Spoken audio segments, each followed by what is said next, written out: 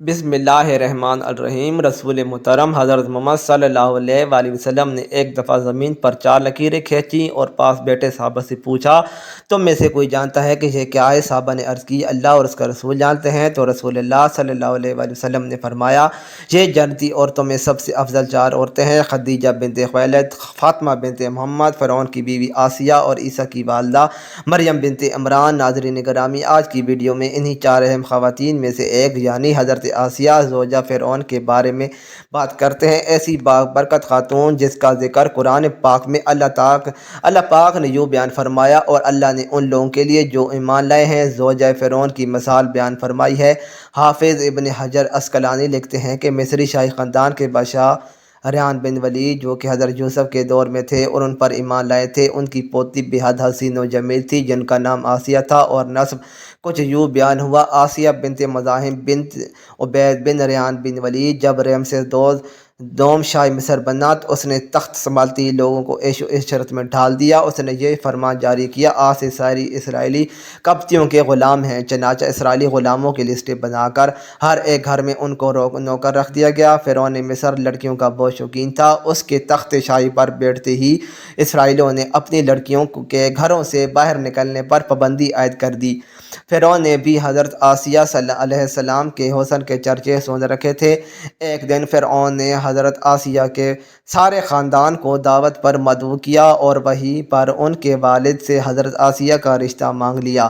حضرت آسیہ کے والد نے انکار کیا تو اس نے دھمکی دی کہ تمہارے سمیت تمہارے سارے خاندان کو اس محل سے باہر نہ جانے دیا جائے، سب یہیں پر قتل کر دیے جاؤ گے، اور تمہاری اولادیں بھی اسرائیلیوں کی طرح غلام بنا لی جائیں گی۔ یہ یعنی بادشاہت کے طور پر حضرت آسیہ اور فرعون مصر کی شادی ہو گئی۔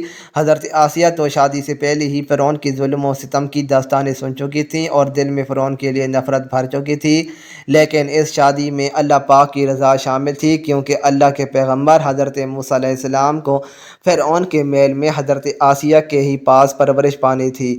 حضرت آسیہ چونکہ حضرت یوسف کی شریعت پر عمل پیرا تھیں اور ایک خدا کو ماننے والی تھیں۔ شادی کی پہلی ہی رات جب فرعون کمرے میں داخل ہوا تو دیکھا کہ اس کی بیوی آسیہ اللہ کی عبادت میں کھڑی ہیں۔ ناظرین، جہاں یہ بات بتاتے چلیں کہ حضرت آسیہ سے شادی کرنے تک فرعون نے خدائی کا دعویٰ نہ کیا تھا۔ چونکہ فرعون حضرت آسیہ کی محبت میں گرفتار تھا تو وہ پہلی ہی رات سے حضرت آسیہ کے ناز و نخرے برداشت کرنے لگا۔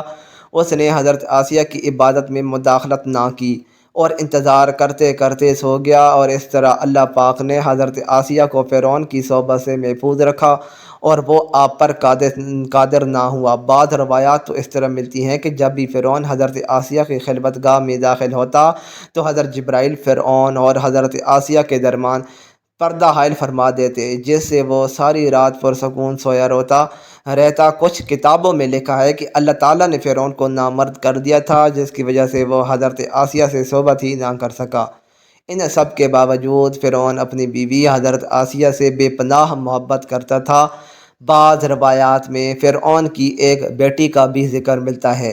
آپ کو یہ بتاتے چلیں کہ وہ لڑکی انہوں نے کسی سے لے کر پالی تھی۔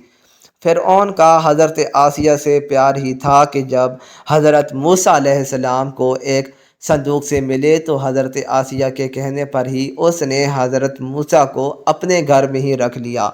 حضرت آسیہ کی چونکہ کوئی اولاد ہی نہ تھی، اس لیے آپ نے حضرت موسیٰ علیہ السلام کو اپنا بیٹا بنا لیا، اور فرعون سے کہنے لگی، ترجمہ: یہ بچہ میری اور تیری آنکھوں کی ٹھنڈک ہے، اسے قتل نہ کرو۔ جیسے جیسے حضرت موسیٰ پرورش پاتے رہے تو حضرت آسیہ آپ کے معجزات کو دیکھ دیکھ کر حیران ہوتی رہیں اور دل ہی دل میں یہ جان لیا کہ یہ بچہ کوئی عام نہیں ہے۔ ان کی توقعات کے عین مطابق جب حضرت موسیٰ نے نبوت کا اعلان فرمایا تو حضرت آسیہ ان پر ایمان لے آئیں، لیکن ان کا ایمان لانا محل والوں سے چھپا کر رکھا۔ ان کا ایمان لانے کا واقعہ کچھ اس طرح سے ہے کہ ایک دن فرعون کے دربار میں ایک باندی کو لایا گیا۔ یہ حضرت موسیٰ علیہ السلام پر ایمان لے آئی تھی۔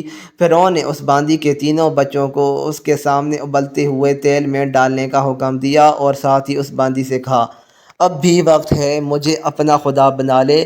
لیکن وہ باندی کا ایمان بہت پختہ تھا۔ خیر، اس باندی کے سامنے اس عورت کے تینوں بچوں نے ابلتے تیل میں جان دے دی۔ اس کے بعد فرعون نے اس باندی کو بھی تیل میں ڈالنے کا حکم جاری کر دیا۔